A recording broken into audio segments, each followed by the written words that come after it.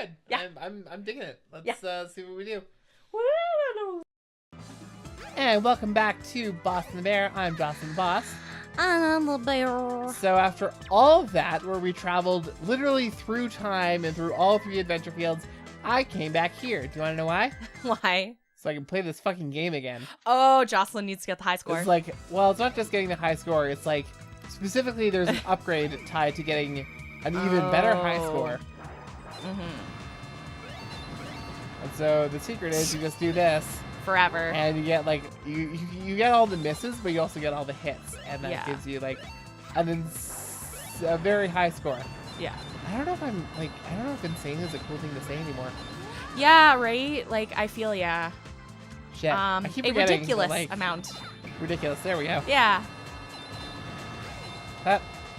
Apparently today is the day where we just like stumble upon all of the slightly slightly questionable terms. Things.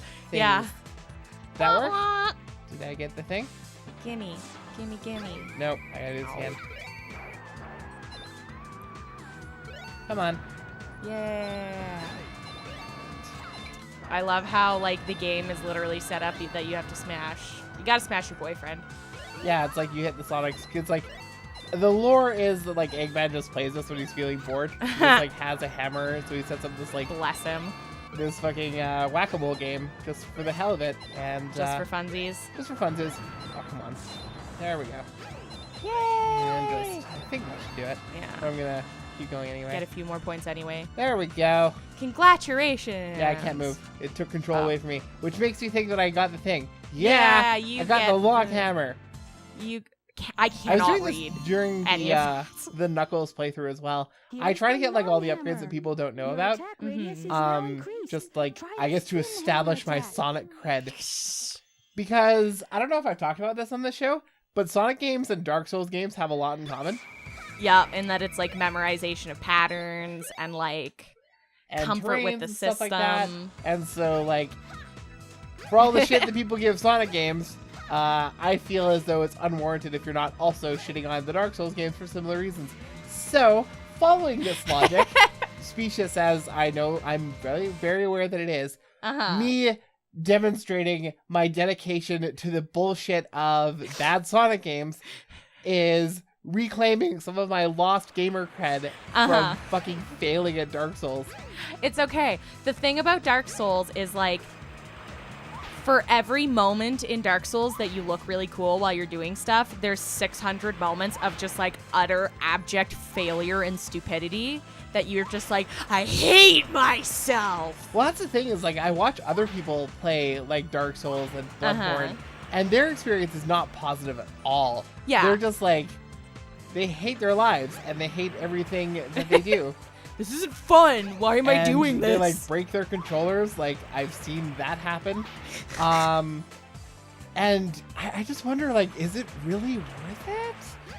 I've never been the type. Like I've thrown controllers. Actually, one thing that I think we're gonna do on this game, not game, but like one day, I'm gonna make you play Sonic Shuffle.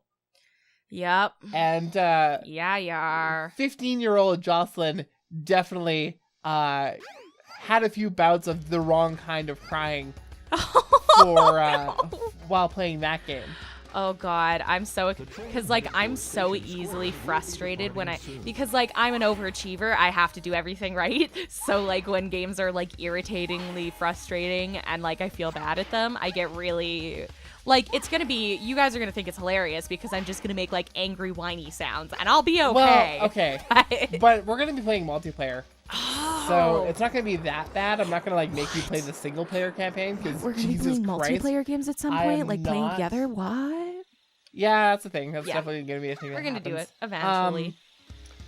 But like, oh my God, the story mode of that game was ridiculous, and it was the worst thing. And if you ever failed, you had to like restart the whole damn board again. I'll talk about it more when we actually get into that game. But again, like super dedication to all things Sonic the Hedgehog. I played it, I beat it, I unlocked all the fucking things in it. Oh, Jocelyn. And like, I do think it has a few things, you know, like for those of you who don't know, Sonic Shuffle was the Sonic the Hedgehog answer to Mario Party that failed hard for reasons that we will discuss later. Yikes. But I do think it gets a couple things better than Mario Party. What? I do think there's a couple things that it does right. But we'll talk about that when we're actually playing that game a little bit more. Mm-hmm. But I don't think it's the worst thing. I would have liked to have seen a sequel to it. That, like, just to see how they improve on the formula, sort of Yeah. thing. Because like it made use of the Dreamcast second screen thing in Yeah. ways that were, Unique and interesting, hopefully. well, Hopefully. more like. Well, we've talked about off camera. We've talked about like playing Battleship on this show, Uh-huh. and I think if we ever were to do that you demonstrate like the hindrances of everyone sharing a screen, right? Yup. God, I hate screen sharing. How does this work? I'm so bad at these puzzles. I literally just, I get so frustrated that I If I, end like, up stop guessing and for think. the first bit. Then I'm fine. It's just a matter of stopping and thinking. Yeah. And I think I've got this one. Yeah. So now I hit this one, and now I hit this one. But yeah, You did it! having like screens that you and only you can see is necessary if you're playing a game like Battleship. That's why Yeah. they give you like the laptop style thing in the first place, is so you can have your see hidden yours things. and not see theirs. So like I'm really curious as to how Battleship translates to a fucking Super Nintendo game. Mhm. Oh my god, I still can't believe we own that. Your boyfriend loves it, I know he does. and I'm very curious to discover why. It's okay. So earlier, Aaron and I were having a discussion about Star Wars. It all comes around. Trust me, it all comes around. Everything comes full circle. About the prequels and stuff, and like, unpopular opinion. Like, I like that they exist, because just like I like the creation of like I like the backstory that it gives it, even if the movies themselves are not necessarily like well put together. And had a lot of flaws. So you might not have heard that, but I just burped into the microphone. Yeah. So it wasn't intended as a sign of disrespect, but it totally does come across as that when you're just like, I think that they're whatever. And then you were like, of Star burp. Wars, like burp, burp. Anyway, you were saying. But yeah, Aaron like was getting a little frustrated with me, because he was like, I don't understand. I don't think they're good movies. I don't think that they should like get any praise, sort of thing, because they definitely had their flaws. But this is also coming from the guy who likes the Super Nintendo version of Battleship. So enjoyment of things is completely subjective. Completely subjective. And like the idea of quality is also like a thing. Mm-hmm. So this is gonna like date this episode a little bit, but Breath of the Wild just came out for people who play new games, which isn't us, by the way. Well, maybe one day we'll see. Maybe one day we'll see. But and it's been getting like universal praise all across the board, except from one YouTuber who goes by the name of Jim Sterling. He gave it a positive review. Don't get me wrong, but he ended up with a score of 7 out of 10. So, and like, apparently people have been flipping their shit about this. Really? Yeah, apparently like 7 out of 10 is just like too low of a score. That's like that's like a pretty decent score. It's a decent score. You get 70 like on an exam, and that's a yeah. You know, like obviously I don't want a surgeon who's only 70% successful, but like a game that's 70% enjoyable, I can be bored for 30% in this of a era game. where games like ship half finished. Yeah, you have to really download, though. Like, 100 gigabytes of fucking patches. Yeah. And I'm not exaggerating. I'm pretty sure the Killer Instinct patches are like close to 100 gigabytes. You know, it's not that bad. Right. And like they shipped a full game that but like apparently he's been getting a lot of flack for it. A lot of people are just like, "Oh, you must be getting paid by Sony because you gave Horizon Zero Dawn like a better score." And I've seen Horizon Zero Dawn. I've heard good things. Looks really amazing, actually.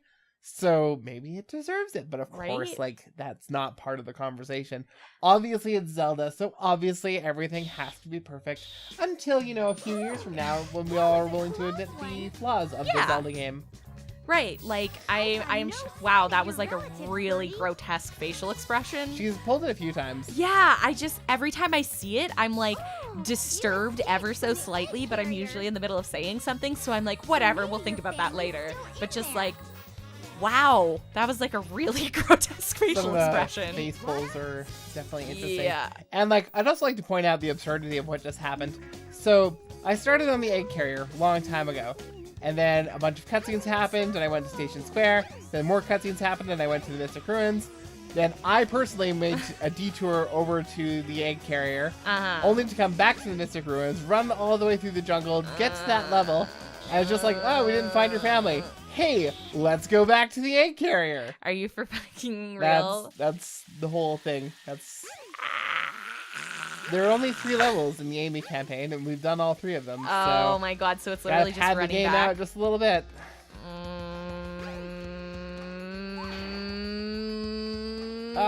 Sonic Adventure is a good game. Yeah, no, it's totally 9999. That was 9 out of 10, but also released on September 9th, 1999. Really? When you were just a tiny little baby child. I was halfway through puberty. 99, so I would have been 7. Wait, no, would I have just turned 7 or would I have just turned 8? I don't know. Mistake. All I know is that the end of the world in the game Chrono Trigger is on my 7th birthday. Interesting. Because it's May 2nd, 1999. No, wait, 1997. Is it my 5th birthday? May 2nd's my birthday, everybody. I'm a Taurus. I don't know if y'all could have told that. Like, I'm a Taurus. And of course, like, theoretically, Zodiac stuff is all just kind of like... I was gonna launch into my thing about Zodiac, but I'm just gonna let you carry this thought for a bit. I have fun with it, so I play with it. I enjoy it. But she's not making the noise. I feel better.